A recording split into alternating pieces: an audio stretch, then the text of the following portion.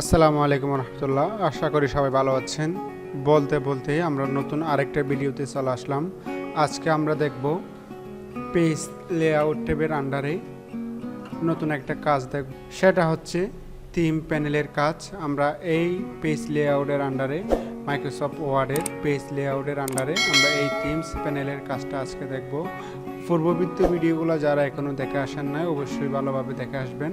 পূর্ববর্তী ভিডিওগুলোর মধ্যে রয়েছে আমাদের হোম ট্যাবের যাবতীয় কাজ, সবগুলো কাজ রয়েছে আমাদের। দেন আমাদের ইনসার্ট ট্যাবের যাবতীয় কাজ রয়েছে। আজকে আমরা আলোচনা করব পেজ লেআউট ট্যাবের আন্ডারে আমরা থিমসের কাজ আজকে দেখব। ওকে, চলুন শুরু করা যাক। ওকে, আমি যদি থিমস প্যানেলের কাজটা দেখতে চাই তাহলে আমাদের প্রথমে আমি নতুন একটা ফাইলে যাচ্ছি। আমি এখান থেকে নতুন একটা ফাইলে আসলাম। আমাকে যে কাজটা প্রথমে করতে হবে এই থিমস প্যানেলের কাজগুলো করার জন্য, সেটা হচ্ছে আমাকে প্রথমে কিছু লাইন অথবা আমরা অনেক সময় কোনো ডকুমেন্ট লিখি, ডকুমেন্টের প্রথমে হেডিং থাকে, যেমন কি হোয়াট ইজ এসইও, এটা একটা হেডিং। ঠিক সেমভাবে আমার এই ডকুমেন্টের মধ্যে অনেকগুলো হেডিং রয়েছে। দেখেন, আমি যদি একটু নিচের দিকে যাই, যেমন কি এটা একটা হেডিং। আমি যদি চাই এখন আমি থিম চেঞ্জ করব, অথবা আমার এই ফাইলের মধ্যে অনেকগুলো হেডিং রয়েছে, এরকম বলতে গেলে অনেকগুলো রয়েছে, 20-30টা মতো আমাদের হেডিং রয়েছে। আমি যদি এখন এই হেডিংয়ের মাধ্যমে আমি যদি চাই একসাথে সবগুলো হেডিংয়ের কালার আমি চেঞ্জ করে দেব, অথবা আমার এটা পছন্দ হচ্ছে না এই কালারটা, তাহলে আমি যে কাজটা করব সেটা হচ্ছে আমি এখান থেকে পেজ লেআউটে যাব, দেন এখান থেকে থিমস যাব। থিমস থেকে দেখেন আপনার ইচ্ছা মতো হেডিং অ্যাড করতে পারবেন, বা থিমস যখন আপনি চেঞ্জ করবেন দেখেন অটোমেটিকলি চেঞ্জ হয়ে যাচ্ছে। ওকে, এই হচ্ছে মোটামুটি আমাদের থিমসের কাজ। আপনারা চাইলে এই থিমসগুলো চাইলে ইউজ করতে পারবেন। দেখেন ইজিলি কতগুলো টেমপ্লেট দেওয়া আছে, টেমপ্লেটগুলো চাইলে ইউজ করতে পারবেন। অথবা আপনি চাইলে এখান থেকে এই থিমসগুলো আপনি সেভ করতে পারবেন, অথবা আপনি নতুন একটা থিমস ইউজ করলেন, এটাকে আপনি চাইলে সেভ করে ফেলতে পারবেন পরবর্তী ইউজের জন্য। আমরা যে কাজগুলো আমরা পূর্ববর্তী ভিডিওতে যেমন কি আমরা এখানে ইনসার্ট ট্যাবের আন্ডারে বিভিন্ন কাজের মধ্যে দেখেছি, যেমন কি আমরা কুইক পার্টসে আমরা এখানে সেভ করছিলাম, কোনো একটা কাজ করে সেটাকে সিলেক্ট করে আমরা এখান থেকে সেভ করতেছিলাম বা সেভ করেছিলাম। ঠিক সেমভাবে আমরা চাইলে এখানে পেজ লেআউটেও ঠিক সেমভাবে কাজগুলো সেভ করে ফেলতে পারবো। আমি কাজ করব, দেন এটাকে সিলেক্ট করে এখান থেকে আমরা সেভ কারেন্ট থিমসে গেলে আমরা এটাকে সেভ করতে পারবো। আশা করি বুঝতে পেরেছেন আমরা থিমসের কাজগুলো কীভাবে করব। দেন যে বিষয়টা দেখবো সেটা হচ্ছে আপনি এখান থেকে আপনি চাইলে কালার চেঞ্জ করতে পারেন। এখান থেকে মনে করেন এখন যে কালারটা রয়েছে আমাদের, এই কালারটা যদি আপনার পছন্দ না হয় তাহলে এখান থেকে আপনি কালারে যাবেন, দেন এখান থেকে নিচের দিকে ড্র্যাগ করবেন আস্তে আস্তে। আপনার ইচ্ছা মতো কালার যেটা পছন্দ হবে সেটা আপনি চাইলে এখান থেকে নিতে পারবেন। ওকে, আশা করি বুঝতে পেরেছেন কীভাবে আমরা কালারটাও চুজ করব, ইচ্ছা মতো কালার এখান থেকে সেট আপ করতে আমরা পারবো। তাহলে আমি এখান থেকে এই কালারটাকে চুজ করলাম আপাতত। দেন আপনি চাইলে এখান থেকে ফন্টও চেঞ্জ করে ফেলতে পারবেন ইজিলি।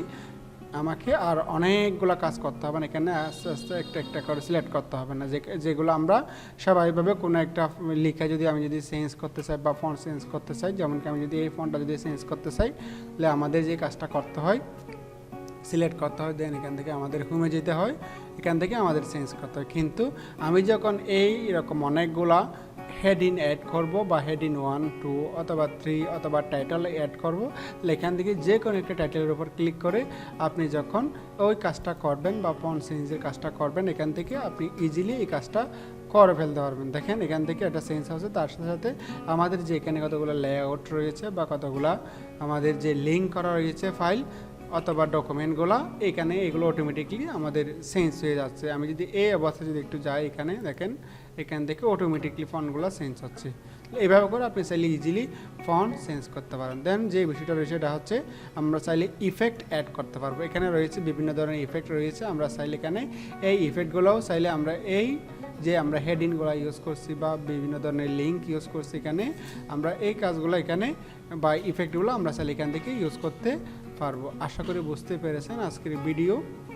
অবশ্যই প্র্যাকটিস করে দেখবেন। প্র্যাকটিস করার জন্য অবশ্যই আপনারা যে কাজটা করবেন, আপনারা নতুন কোনো একটা ফাইলে যাবেন, ফাইলে গিয়ে দেন আপনি এখান থেকে এখান থেকে ফাইলে যাবেন, ফাইলে গিয়ে যেমন কি আপনি এটাকে সিলেক্ট করবেন, দেন প্রথমে এই বিষয়গুলোকে এক একটা যেই আমাদের বিভিন্ন যেই ডকুমেন্ট থাকে বা আমাদের যেই কন্টেন্ট থাকে, কন্টেন্টের মধ্যে আপনি বিভিন্ন ধরনের বা হেডিংগুলোকে আপনি হেডিং বানিয়ে নেবেন। প্রথমে হেডিং বানানোর জন্য যে কাজটা করতে হবে, আপনাকে প্রথমে সিলেক্ট করবেন, দেন আপনি এখান থেকে হোম ট্যাবে যাবেন, দেন এখান থেকে আপনি এখানে হেডিং 1 বানাইলেন। দেখেন আপনার এই লাইনটা আপনার হেডিং 1 হয়ে গেছে।